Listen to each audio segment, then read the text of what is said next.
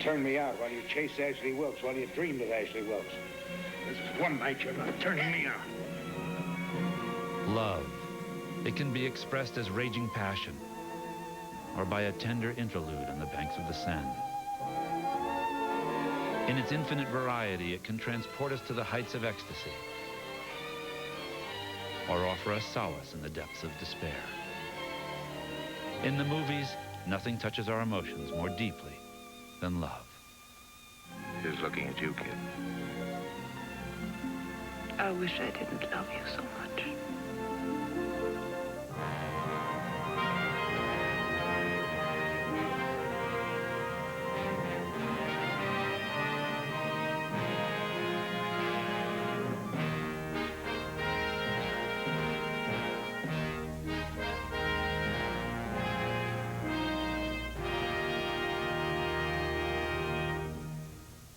They flout convention.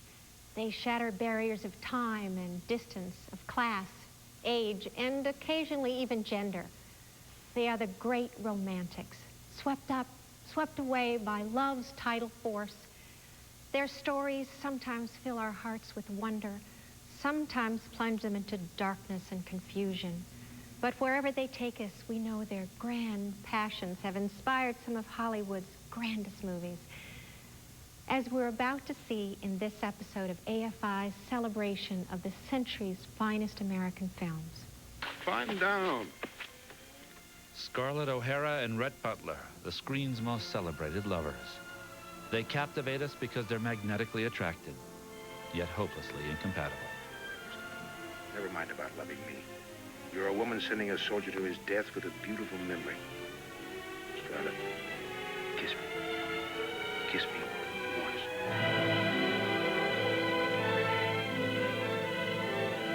You low-down, cowardly, nasty thing, you. They were right. Everybody was right. You aren't a gentleman. I think Scarlett O'Hara is the most beautifully drawn heroine that's ever hit the motion picture screen.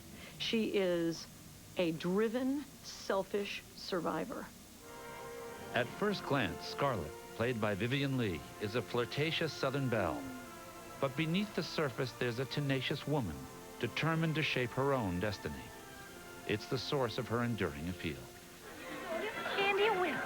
What a lovely dress. The genteel manners of the antebellum South don't deter Scarlett's brazen pursuit of her ideal beau, Leslie Howard's Ashley Wilkes. Have I your heart, my darling? I love you. I love you. You mustn't say such things. You'll hate me for hearing them. I could never hate you, and I know you must care about me. Or you do care, don't you? Yes.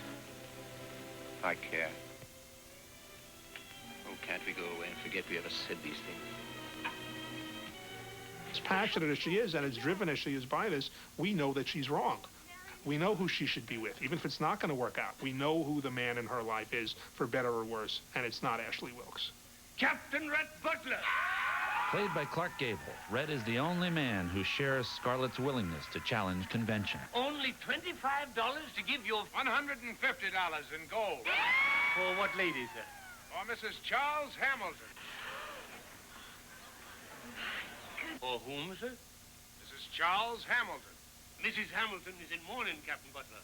But I'm sure any of our Atlanta belles would be proud to... Dr. Meade, I said Mrs. Charles Hamilton. She will not consider it, sir. Oh, yes, I will.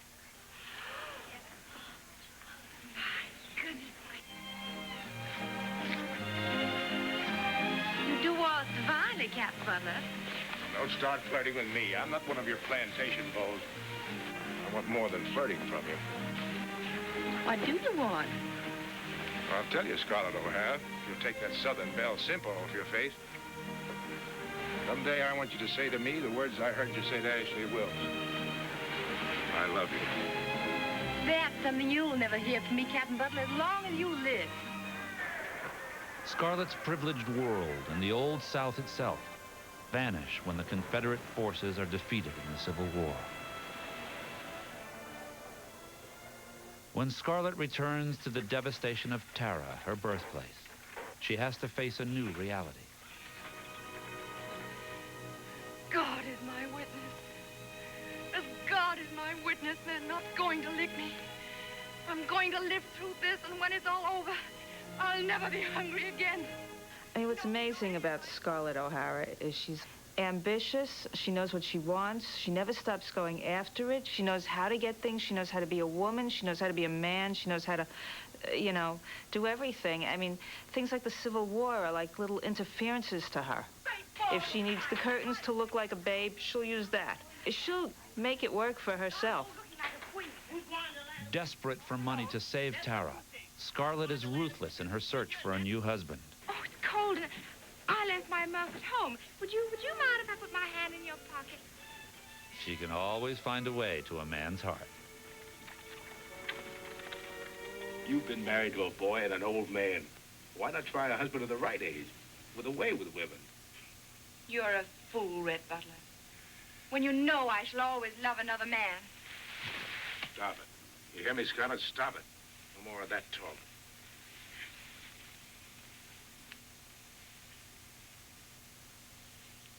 Don't, I shall faint. I want you to faint. This is what you were meant for. None of the fools you've ever known have kissed you like this, have they? You're Charles, or you're Frank, or you're stupid Ashley. This is an over-the-top love story. This is passions that are too big for life. It's too big for them. This emotion they feel for each other is huge, and it just, it drives them crazy. It drives everyone crazy. It drives the story into unexpected places. Things don't happen the way they would in a conventional love story.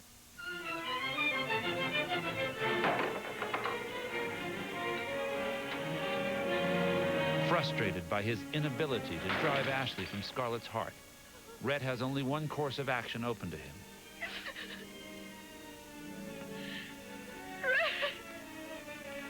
Sometimes we don't acknowledge the deepest dictates of the heart until it's too late. Red, you go. Where shall I go? What shall I do? Frankly, my dear, I don't give a damn.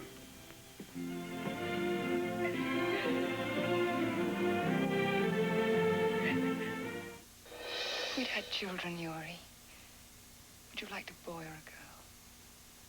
I think we may go mad if we think about all that. Doomed lovers caught in the crossfire of revolution when we return on TNT. Where's the heat? Someone out there in the storm. It's a woman. I heard her calling. She said her name. Kathy, that was it. Get out of this room. Get out! The great loves, the ones which haunt us, are often the ones we lose. Kathy! Come in! The agony of lost love is excruciating for Heathcliff, played by Laurence Olivier. He's embittered, tortured by memories of a passion that will not die. The former stable hand crosses boundaries of class in his lifelong devotion to Kathy, the squire's daughter, played by Merle Oberon. Heathcliff, make the world stop right here. Make everything stop and stand still and never move again. Make the Moors never change and you and I never change. The Moors and I will never change. Don't you, Kathy? I can't. No matter what I ever do or say, Heathcliff, this is me now. Standing on this hill with you. This is me forever. It isn't just simple romance. It goes way beyond melodrama. I mean, there's a level of intensity that's thrilling in that sense. I mean, really trotting on something forbidden. That two people can be one, it's almost antithetical to nature. I am Heathcliff. Kathy is swept away by Heathcliff's all-consuming love until an accident draws her into the orbit of Edgar Linton, a well-to-do neighbor depicted by David Niven. Hold that man. Dazzled by Linton's wealth, Kathy denies the dictates of her heart. You'll never love him, but you'll let yourself be loved because it pleases your stupid, greedy vanity. Loved by that milksop with buckles on his shoes. Stop it and get out. You had your chance to be something else. The thief or servant were all you were born to be, or beggar beside a road. Begging for favors, not earning them, but whimpering for them with your dirty hands. That's all I've become to you. A pair of dirty hands. Well, have them then! Have them where they belong! his dreams of happiness betrayed by her fickle heart, Heathcliff disappears from Kathy's life. Years later, having earned a fortune of his own, he returns to reclaim the woman he's always loved. Well, Heathcliff? Mr. Linton. How are you? Hello, Kathy. Kathy. I'm not the Kathy that was. Can you understand that? I'm somebody else. I'm another man's wife, and he loves me. And I love him. If he loved you with all the power of his soul for a whole lifetime, he couldn't love you as much as I do in a single day. Not he, not the world. Not even you, Kathy, can come between us. Heathcliff, you must go away. You must leave this house and never come back to it. I never want to see your face again or listen to your voice again as long as I live. You lie. Why do you think I'm here tonight? Because you willed it. Kathy's weakened body and troubled heart lead to a fatal illness. In her final moments, she wants Heathcliff at her side. Be with me always. Take any form. Drive me mad. Only do not leave me in this dark alone, where I cannot find you. I cannot live without my life. I cannot die without my soul. Lovers are sometimes thwarted by their own conflicting emotions. At other times, they are overwhelmed by forces beyond their control.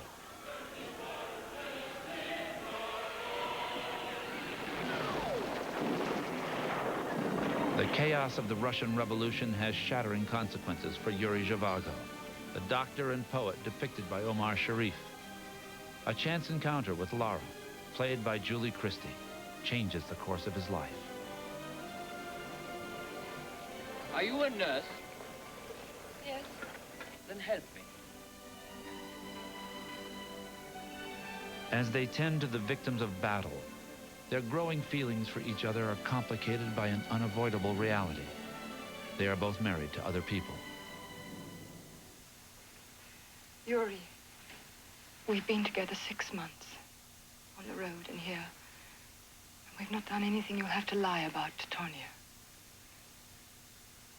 I don't want you to have to lie about me. You understand that, Yuri? You understand everything. Consigning Lara to his memory, Zhivago returns to Moscow in the embrace of his adoring wife, Tonya, played by Geraldine Chaplin.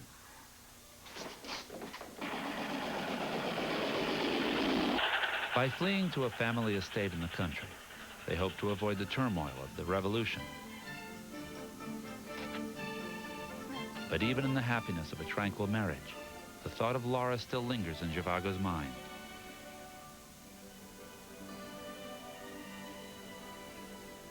Then, a chance visit to a neighboring village brings her back into his life. Zhivago. This time, they succumb to their long-denied desire.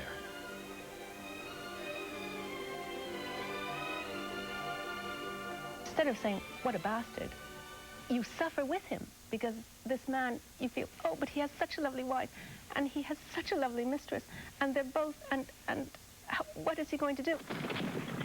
But the decision is taken from Zhivago's hands by the tumult of history. Comrade Doctor, I need a medical officer. It would be years before circumstances allow Zhivago to be reunited with Lara. I find those two people, caught up as they are in the mighty forces of history, to be very touching. The thought that they're like leaves being blown by this great revolutionary wind, and somehow, eventually, they at least have their few moments in it. The precious hours Zhivago spends with Lara are always short-lived. Once again, the relentless force of the revolution tears them asunder. This time, forever. Well, I'll tell you the truth now. I ain't a real cowboy, but I am one hell of a stud. A very expensive stud, and I happen to be his manager. John Voight and Dustin Hoffman forge an unforgettable partnership when we return on TNT.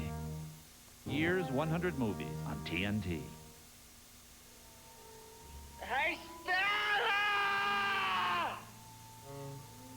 With Marlon Brando's mating call to his pregnant wife, this adaptation of Tennessee Williams' play introduced a daring sexuality to American movies.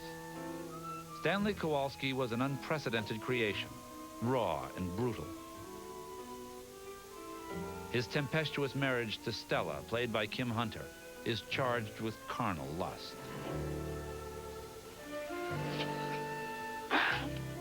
You don't ever leave me, baby. Their relationship is threatened by the arrival of Stella's sister. Played by Vivien Leigh, Blanche Dubois is trapped in illusions which Scarlett O'Hara had discarded long ago. Blanche's coquettish ways fail to enchant Stanley. How much does it cost for a string of furs like that? Why, these were tribute from an admirer of mine. He must have a lot of admiration. In my youth, I excited some admiration, but look at me now. Would you think it possible that I was once considered to be attractive? He looks okay. Blanche is a classic example of self-deception.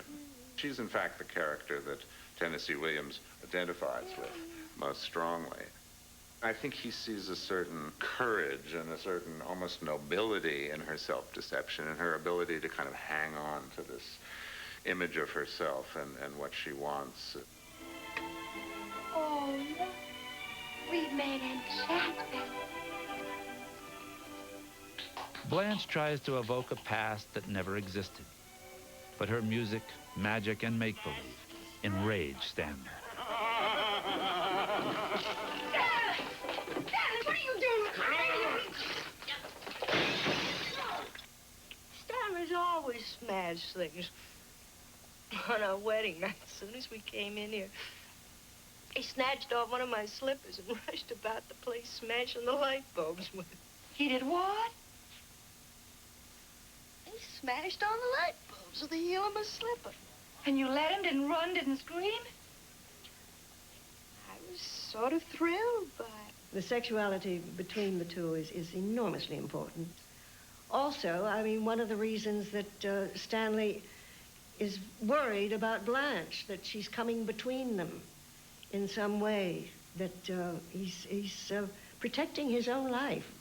Rain forever. When Stella goes to the hospital to give birth, nothing restrains the hostility Stanley feels for Blanche. You come in here and you sprinkle a place with powder and you spray perfume and you stick a paper lantern over the light bulb and lo and behold, the place is turning to Egypt and you are the queen of the Nile sitting on your throne swilling down my liquor. And you know what I say? Ha ha! In the face of Stanley's ferocity, Blanche's brittle facade is doomed to collapse. All right, let's have a little rough house.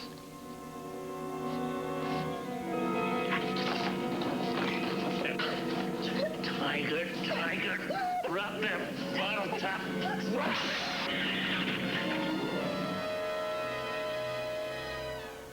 Stanley's violation of Blanche shatters his own marriage and what's left of Blanche's sanity. A charade of Southern gentility is acted out, even when Blanche is escorted to an asylum.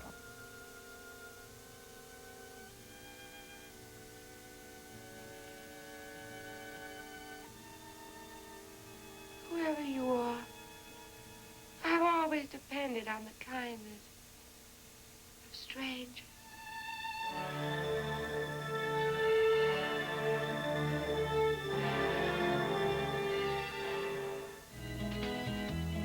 Everybody's talking at There's a delusion no less poignant in the story of Joe Buck, the unworldly Texan played by John Voight.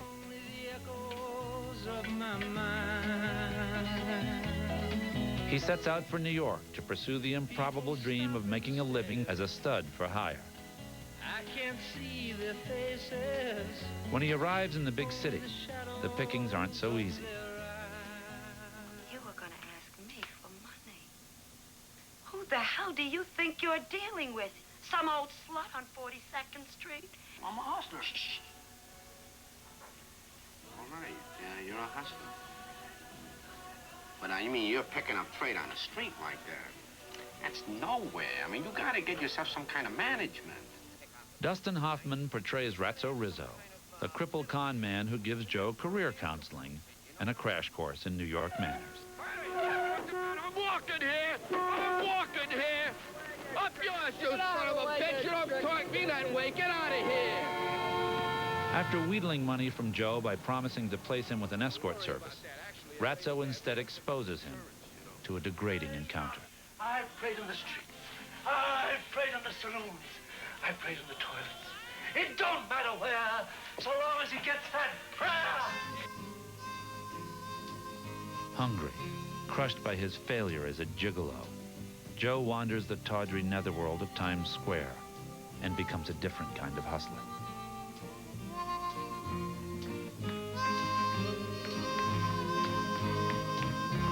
By chance, Joe catches up with a swindler who scammed him. Come on, I'm a cripple. I ain't gonna hit you. Come on now. I'm gonna strangle you to death. Now, wait a minute. Only first I'm gonna shake you out right here now. Where's my money? Here. You put it right there, boy. All right. All right, here. Here, that's all I got. Here, that's it. That's all you got? What you got in your socks? Nothing. I swear to God, I swear on my mother's eyes. Here, nothing. Here, 64 cents. Go ahead. Come on, I want you to have it. Hey! I wait up. You keep away from me, here. You come near me again, I'm gonna snatch you bald-headed, boy, and I'm warning you. I'm inviting you. I mean, if you're not located, I got a place. I'm inviting you, damn it. Homeless and broke, Joe accepts Ratso's offer, and a peculiar bond develops between them. When he realized that emotionally he had this wonderful relationship with the cowboy whose fantasy had all been proved quite erroneous, that was, I think, the strength of the film, that there was a real deep human friendship underneath everything. Don't rush me, boy. Then when I'm feeling cool and good, I'll spin around. And there you are, you handsome devil, you. Not bad. Not bad. What a cowboy. Helping Joe to achieve his fantasy prompts Ratso to indulge in his own, of a blissful life in Florida. In his mind's eye, Ratso is freed from his limp and cured of the diseases which plague him in New York. I don't think I can walk anymore. I mean, I've been falling down a lot. I'm scared. What are you scared of? You know what they do to you when they know you can't. When they find out that you can't walk. Florida, you got me to Florida. Oh, hell, I can't go to Florida now. Just put me on a bus. Just put me on a bus. I don't need you. You got the damn fever, boy. How the hell are you gonna get to Florida? I gotta have more than 10. I gotta have $57. I simply don't have it, Joe. I got family, damn it. You're wasting your time, Joe. There's nothing in here. Get out of my way, please, sir. Get out of my way! Joe's desperate attempt to fulfill Ratso's fantasy comes too late to save his friend's life. The evolving of this love story was always foremost in John Schlesinger's mind, and that was to take John Voight on a journey and take the audience on a journey so that you watch someone who never knew what it meant to love someone else or be loved, who instead, in a sense, had compensated into a life of sex, and to find what the great mystery of life can be, which is, you know, love. That's a nice name, Charlie. Charlie. Give it the kid. Bogart and Hepburn discover the power of love when we return on TNT. 100 years, 100 movies on TNT. Take Charlie Allnut, the hard-drinking captain of a dilapidated steamboat. Add Rose Sayer, a prim English missionary stationed in the jungle. Send them down an African river during World War I. And the outcome is that most engaging of romantic notions, that we can quarrel our way to happiness. What you being so mean for, miss? Man takes a drop too much once in a while. It's only human nature. Nature, Mr. Allnut, is what we are put in this world to rise above. Well, Katharine Hepburn and Humphrey Bogart and the African Queen are like a sort of the geriatric screwball couple, I guess. Oh, now, don't talk silly, miss. You can't do that. Honest, you can't. I told you before, we can't get down the Olanga. Spengler did. What, in a If canoe, the miss? German did it, we can do it, too. Well, not in no How do you launch, know? miss. You've never tried Well, I it. never tried shooting myself in the head, neither. The trouble with you, miss, is you don't know anything about boats. It's what all the screwballs are, all the love stories are, kind of mutual antagonism, which issues in mutual redemption. After Rose has talked Charlie into a naive plan to attack a German gunboat, the dangers of the journey threaten their survival. We made it! We made it! I felt like slapping her. Well, we showed them! Hip, hip, hooray!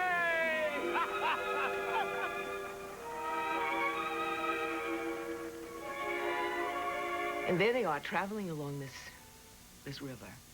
And along the way, they learn to love each other, to tolerate each other at first, and then begin to love each other. I just think it's a wonderful, wonderful allegory for life between two people. Easy does it, miss. Don't wear yourself out. Their shared adventure and the attraction of opposites melt the remaining barriers between them.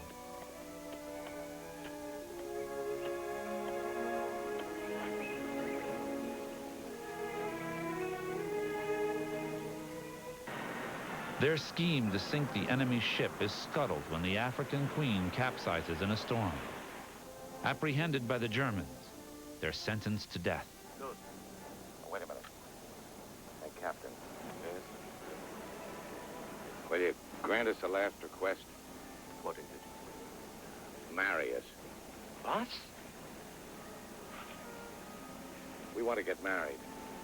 Ship captains can do that, can't they? Yeah. Charlie, what a lovely idea. By the authority vested in me by Kaiser William II, I pronounce you man and wife. Proceed with the execution.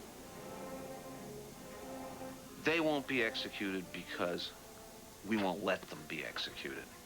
We've seen them come from the opposite ends of the world, psychologically speaking. We like to believe that simple sentence, love has conquered all. You all right, Mrs. Allnut? Wonderful, simply wonderful. And you, Mr. Allnut. Pretty good for an old married man. Hard as it was for Charlie and Rose to fall in love, it's even more difficult for the confirmed bachelor, played by Rex Harrison. I shall never let a woman in my life. In this adaptation of the famed musical, romance is merely an abstract notion to Henry Higgins, until he meets Eliza Doolittle, the Cockney flower girl portrayed by Audrey Hepburn. Higgins considers a wager that he can pass off Eliza as a lady. She's so deliciously low, so horribly dirty. I ain't dirty. I washed my face and hands before I come, I did. I'll take it. I'll make a duchess of this draggle-tailed gutter snipe. In most love stories, there is a kind of archetypal theme. And My Fair Lady is the misogynist who is redeemed, who is rescued from his bachelorhood by the charming woman. And there is the naive and untutored woman who finds the mentor who will educate, in this case, refine her and polish her up. I mean, this is a huge fantasy for women, I think. Hereford, Hampshire, Addicans, Ardley, Heather, Oh, no, no, no. The rain in Spain stays mainly in the plain. With a single sentence, Eliza climbs the first rung of the social ladder. Again. The rain in Spain stays mainly in the plain. I think she's got it. I think she's got it. The rain in Spain stays mainly in the plain. By George, she's got it. By George, she's got it. Fashionable society gathers at Ascot, where Eliza's training will be tested. Here, your accent defines your class. My dear Miss Doolittle, how kind of you to let me come. Delighted, my dear. Passing as an aristocrat is easier for Eliza than suffering the indifference of her mentor. What the devil have I done with my slippers? Here are your slippers.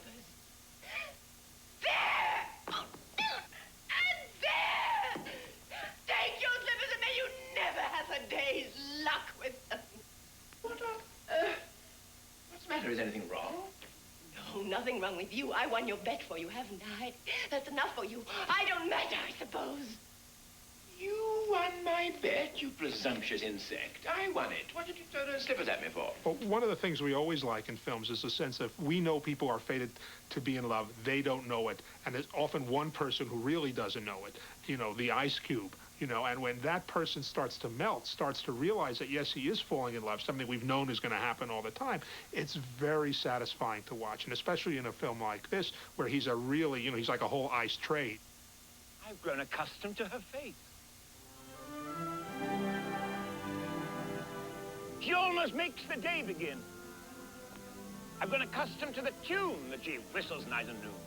Her smiles, her frowns, her ups, her downs are second nature to me now. Like breathing out and breathing in. I was serenely independent and content before we met. Surely I could always be that way again. And yet, I've grown accustomed to her look, accustomed to her voice, accustomed to her face. I'll take it.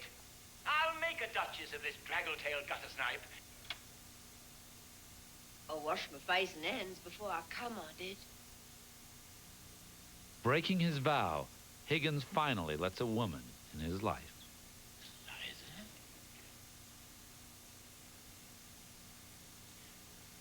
Where the devil are my slippers? Feeling gay, reckless too, carefree mind all the time. Marilyn Monroe runs wild. Tony Curtis and Jack Lemmon run amok when we return on TNT. Year's 100 movies on TNT. Love takes on many guises. And so did the leading ladies played by Tony Curtis and Jack Lemmon in Billy Wilder's classic comedy. I'm the bass fiddle. Just call me Daphne. Hi. My name is Josephine. Sack.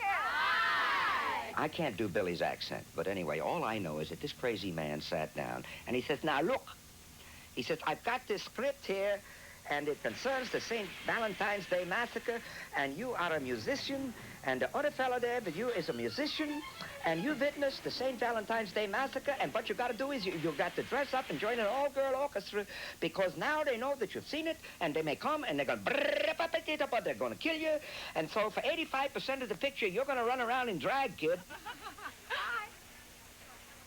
Get a load of that rhythm section. I'm a girl. I'm a girl. I'm a girl. I'm a girl. Good night, sugar. But it's hard to be a girl when your bandmate is Marilyn Monroe. Good night, honey.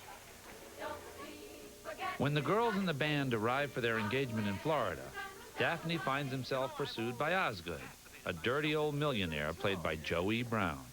Well, if I promise not to be a naughty boy, how about dinner tonight? I'm sorry, I'll be on the bandstand. Oh, of course. Which of these instruments do you play? Bull fiddle. Oh, fascinating. Do you use a bow or do you just pluck it? Most of the time, I slap it. You must be quite a girl. Want to bet? After transforming himself once from Joe into Josephine, Tony Curtis dons another disguise in order to seduce Sugar. Would you mind moving just a little, please? You're blocking my view. Your view of what? They run up a red and white flag on the yacht when it's time for cocktails. You own a yacht? Commandeering Osgood's yacht for the occasion, Joe adopts an original approach to seduction. He pretends to be impotent. If I wasn't such a coward, I'd kill myself. Don't say that. There must be some girl someplace that could. If I ever found a girl that could, I'd marry you just like that. Would you do me a favor? Certainly. What is it? I may not be Dr. Freud or a male brother or one of those French upstairs girls, but could I take another crack at it? All right, if you insist.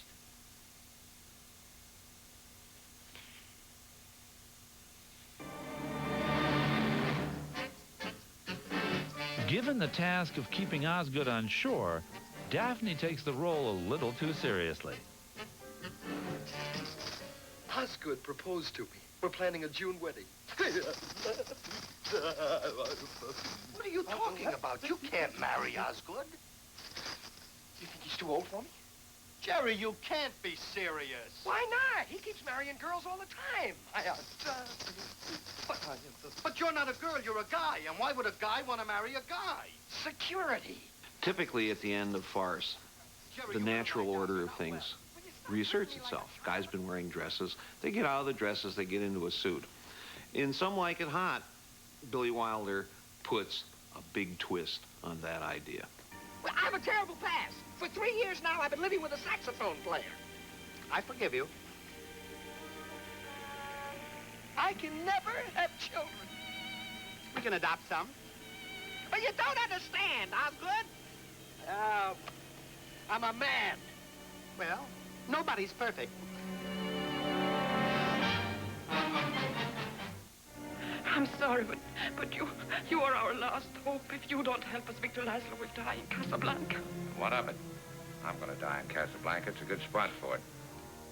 Bogart and Bergman ignite an immortal romance when we return on TNT. 100 years, 100 movies on TNT. Love speaks to us in many languages. One of the most expressive is dance.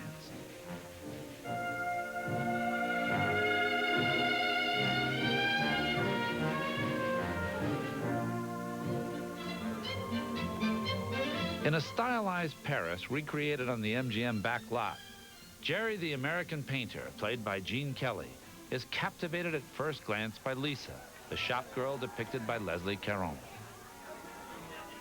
I think Paris, for most of us, is the ultimate romantic city. And this is the ultimate romantic vision of that city. And at the heart of the romance of Paris, as we think about it, is the notion that we would love to be in love in that lovely city. And I think that movie plays to that dream, that fantasy, really quite brilliantly. Dancing to the music of George Gershwin, Jerry and Lisa are happiest when they believe that their love is here to stay.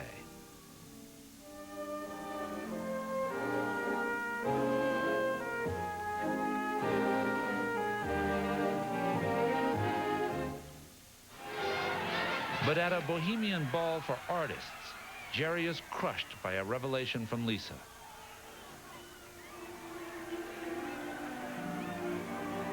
I didn't know you were getting married so quickly.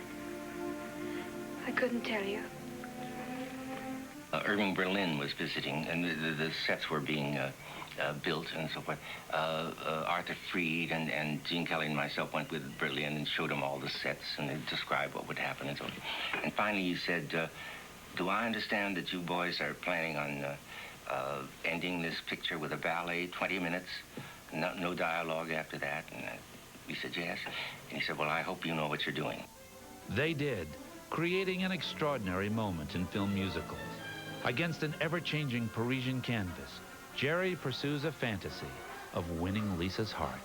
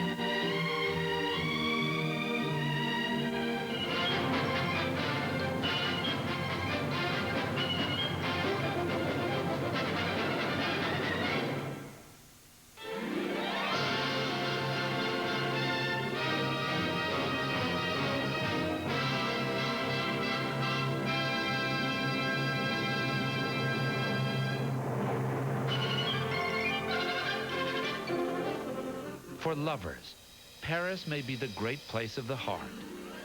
But for moviegoers, another city has come to epitomize romance, Casablanca. This cherished story of love and sacrifice unfolds in a gathering place for wartime exiles, like Ilse Lund, played by Ingrid Bergman. Play as time goes by. Oh, I can't remember it myself. I'm a little rusty on it. I'll hum it for you.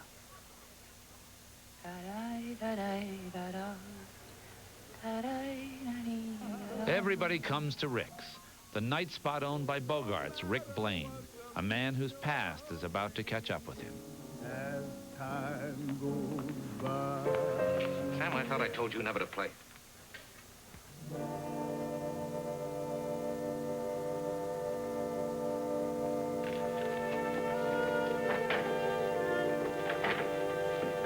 Well, you were asking about Rick, and here he is. Mademoiselle, may I present... Farewell, sir. Hello, Rick. Oh, you've already met Rick, mademoiselle. Well, then, perhaps you also... This is Mr. Laszlo. How do you do? How do you do? Well, here's a great deal about Rick in Casablanca, and about Victor Laszlo everywhere.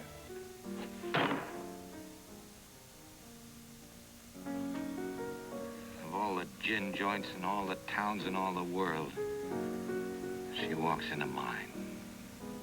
Casablanca is sort of the classic example of Bogart as the sort of the disillusioned romantic, you know, the cynic with the heart of gold, you know, but he's loath to show you that heart. I think we love Bogart because of that tough veneer. There was nothing sentimental about him, and yet underneath all the scabs there was this idealism still burning.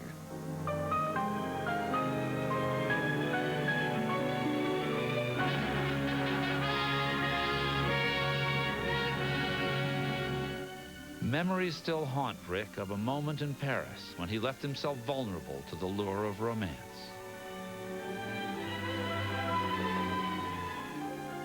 Here's looking at you, kid. When the Nazis advance on Paris, Rick arranges to escape with the woman he loves. But the plan collapses when Ilsa inexplicably deserts him. Richard. I tried to stay away. I thought I would never see you again. That you are out of my life.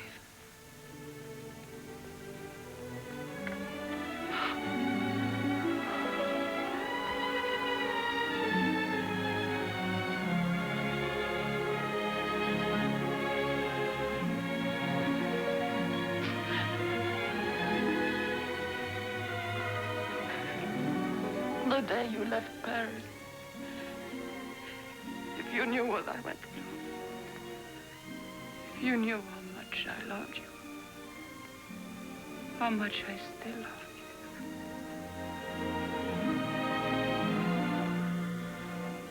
There's something going on between Bogart and Ingrid Bergman, which has such authenticity that you never tire of watching it, and you never tire of being moved by it, or by the metaphor of it. And that is what everyone has experienced in life, is really being in love with another person that you are going to sacrifice for whatever reasons, or that is going to get away. We all have that. And the names are Mr. and Mrs. Victor Laszlo. But why my name, Richard? Because you're getting on that plane. I don't understand. What about you? I'm staying here with him till the plane gets safely away. No, Richard, no. What has happened to you? Last night Last night we said a great many things. You said I was to do the thinking for both of us. Well, I've done a lot of it since then. It all adds up to one thing. You're getting on that plane with Victor where you belong. But, Richard, no one... Now, you've got to listen to me. You have any idea what you'd have to look forward to if you stayed here? 9 chances out of 10, we'd both wind up at a concentration camp. Isn't that true, Louis? I'm afraid Major Strasser would insist. You're saying this only to make me go. I'm saying it because it's true. Inside of us, we both know you belong with Victor. You're part of his work, the thing that keeps him going. If that plane leaves the ground and you're not with him, you'll regret it. Maybe not today, maybe not tomorrow, but soon and for the rest of your life. But what about us? We'll always have Paris. We didn't have. We lost it until you came to Casablanca. We got it back last night. When I said I would never leave you. And you never will. But I've got a job to do, too. Where I'm going, you can't follow. What I've got to do, you can't be any part of. Ilsa, I'm no good at being noble, but it doesn't take much to see that the problems of 3 little people don't amount to a hill of beans in this crazy world. Someday you'll understand that. Now. Here's looking at you, kid. The deepest expression of Rick's love is the act of letting it go.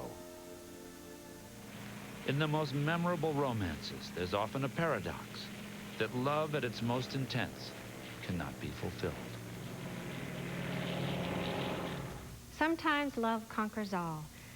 Sometimes love's labors are tragically lost. But by following the dictates of the hearts, the great romantics and the great romantic movies have won a permanent place in our hearts, a permanent place among our most treasured movie memories.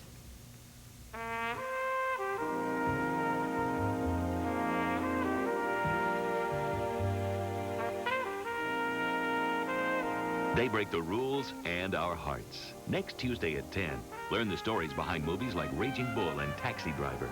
Watch AFI 100 Years, 100 Movies, Anti-Heroes. Now, catch a special encore presentation of AFI 100 Years, 100 Movies, The Wilder Shores of Love, next.